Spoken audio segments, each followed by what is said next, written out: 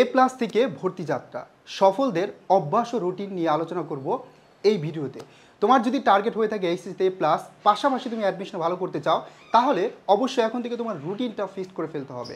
দেখো, রুটিনটা অনেক বেশি ইম্পর্টেন্ট তোমার পড়ার ক্ষেত্রে। তুমি যদি ভালো করতে চাও এবং তোমার পড়াশোনা যদি ইমপ্রুভ করতে চাও, পড়াশোনা যদি একটা সঠিক প্ল্যানের মধ্যে রাখতে চাও, তাহলে অবশ্যই তোমার রুটিনটা প্রপারলি ইউজ করতে হবে।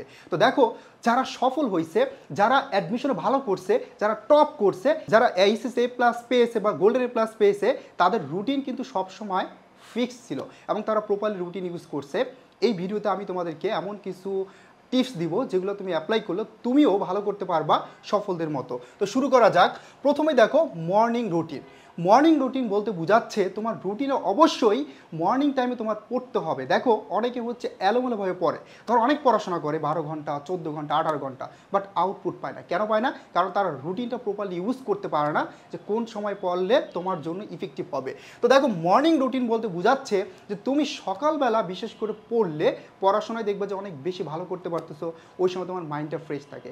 ধরো যারা মুসলিম আছি, আমরা ফজরের নামাজ পড়েই যদি পড়াটা শুরু করি, তাহলে দেখবো ওই সময় পড়াটা কিন্তু খুব তাড়াতাড়ি মুখস্থ হয় এবং সহজে তুমি যা পড়তেছো ওইটা মাথায় ঢুকে যায়। ঠিক আছে? তো ওই সময় যতটুকু পড়বা পড়াটা অনেক বেশি ফ্রুটফুল হয়। তার মানে তুমি রুটিনটা করলে অবশ্যই মর্নিং বেস রুটিনটা করতে হবে এবং সকালে টাইম দিতে হবে। তুমি যদি সকালে প্রপারলি পড়ো প্রতিদিন এবং কঠিন সাবজেক্ট সকালে রাখো, মনে করো তুমি রাখতে পারো ইংরেজিটা, মেমোরাইজিং পার্টটা, যেই পার্টটা সচরাচর মুখস্থ হয় না, এটা কিন্তু তুমি সকালবেলা রাখতে পারো। তার মানে অবশ্যই তুমি যেই রুটিনটা করবা, রুটিন অবশ্যই সকালবেলা বিশেষ করে 5টার পর থেকে যদি সময় দিতে পারো, তাহলে তোমার জন্য অনেক বেশি ইফেক্টিভ হবে এবং পড়াশোনা তুমি অনেক বেশি ইমপ্রুভ করতে পারবা। সকালের অংশটা অবশ্যই যেহেতু ইম্পর্টেন্ট, তো এই অংশটা মাস্ট তোমার প্রপারলি ইউজ করতে হবে।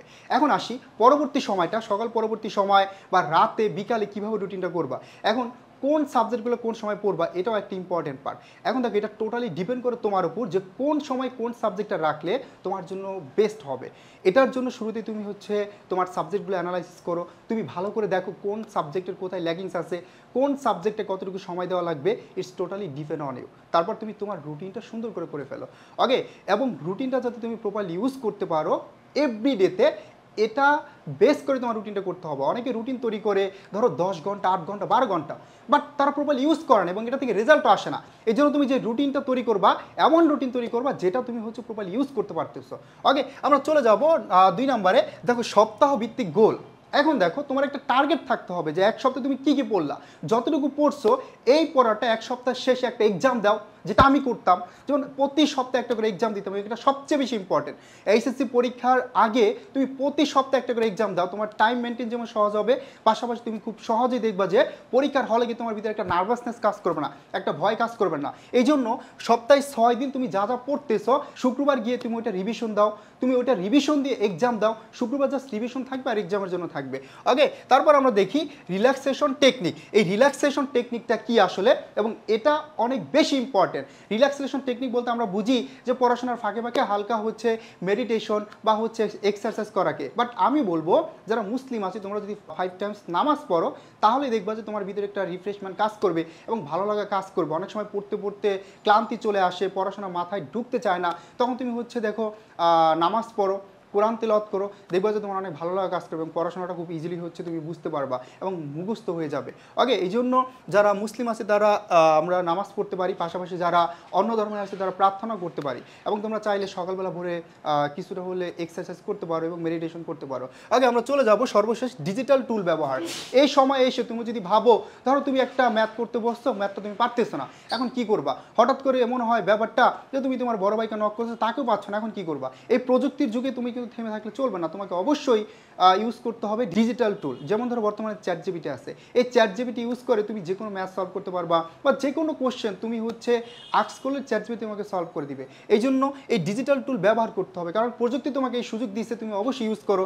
ওকে, সো প্রযুক্তি যেহেতু তোমাকে সুযোগ দিচ্ছে, অবশ্যই তুমি এইগুলো ইউজ করো এবং এটা থেকে একটা বেনিফিট নাও। ওকে, এছাড়া দেখো, তোমাদের প্রিপারেশনটাকে আরও গুছিয়ে দিতে, এইচএসসি এ প্লাস নিশ্চিত করতে তোমাদের জন্য আমরা নিয়ে আসছি এইচএসসি প্লাস প্রি অ্যাডমিশন। তাকে তুমি এইচএসসি বলো, অ্যাডমিশন বলো ভালো করতে হলে তোমার অবশ্যই একজন মেন্টর অধীনে থাকতে হবে। মেন্টরের আন্ডার থাকলে অবশ্যই তুমি বুঝতে পারবা যে তোমার কি করা উচিত, শেষ সময় কি করতে হবে, কতটুকু পড়তে হবে এবং আসলে কোন টপিকগুলো পড়তে হবে, ঢাকা বিশ্ববিদ্যালয়ে পড়ার জন্য কী করতে হবে, সম্পূর্ণটা মেন্টর তোমাদেরকে বলে দিবে। দেখো এই কোর্সে যারা ক্লাস নেবেন প্রত্যেকে অনেক অভিজ্ঞ এবং প্রত্যেকে ঢাকা বিশ্ববিদ্যালয়, ওকে, তারা জানে যে কিভাবে তোমার এই প্লাস নিশ্চিত করতে হবে, কিভাবে এইচএসসির সাথে ব্যালেন্স করে অ্যাডমিশনের পড়াটা পড়তে হবে। সো তোমরা যদি এই কোর্সে ভর্তি হও তাহলে তোমাদের এই টেনশন করা লাগবে না যে কিভাবে এই প্লাস পেতে হবে, কিভাবে অ্যাডমিশনে কতটুকু পড়বো, পড়া উচিত কিনা এবং কোন বিশ্ববিদ্যালয় টার্গেট করে পড়া উচিত, সম্পূর্ণটা আমরা তোমাদেরকে দেখাই দিব। এখন এক নজরে একটু দেখি তোমরা কি পাবে আমাদের এই কোর্সে। দেখো এইচএসসিতে তোমরা যেটা পাবে মানে অ্যাডমিশনের আগে বাংলা ইংরেজি জন্য 10টি করে ক্লাস, পাশাপাশি হিসাব বিজ্ঞানে 5টি, ম্যানেজমেন্টে 5টি, মার্কেটিংয়ে 5টি, ফাইন্যান্সে 5টি ক্লাস। এটা থাকবে তোমার অ্যাডমিশনের আগে এইচএসসির জন্য। এবং এইচএসসির পরে গিয়ে হচ্ছে আমাদের মেন খেলাটা শুরু হবে। দেখো এখানে তোমাদের জন্য গিফট কোর্স হিসেবে আমরা আরইউ জিএসটি দিব, বাংলা ইংরেজি হিসাব বিজ্ঞান ম্যানেজমেন্ট মার্কেটিং ফাইন্যান্স। এখানে যে পরিমাণ ক্লাস দরকার তার থেকে আমরা বেশি দিব। তার মানে তোমার যতটুকু এক্সপেকটেশন তার থেকে অনেক বেশি পাবে তোমরা আমাদের কাছ থেকে। এবং তুমি জাস্ট আমার একটা ক্লাস দেখো, মহসিন ভাইয়ের একটা ক্লাস দেখো, তোমাদের বাহা স্যারের একটা ক্লাস দেখো, সুফিয়ান স্যারের একটা ক্লাস দেখো, দেখে তুমি ডিসাইড করো যে আমাদের কোর্সে ভর্তি হওয়া যায় কিনা। বাট মনে রাখবা এই যে সময়টা, এই যে সুযোগটা, এটা বারবার আসবে না। সময় সুযোগ বারবার আসে না, এই জন্য সময় সুযোগকে সঠিকভাবে কাজে লাগাতে হবে এবং সিলেক্ট করতে হবে বেস্ট মেন্টর, এবং যেটা তোমরা আমাদের এই কোর্স থেকে পাবে।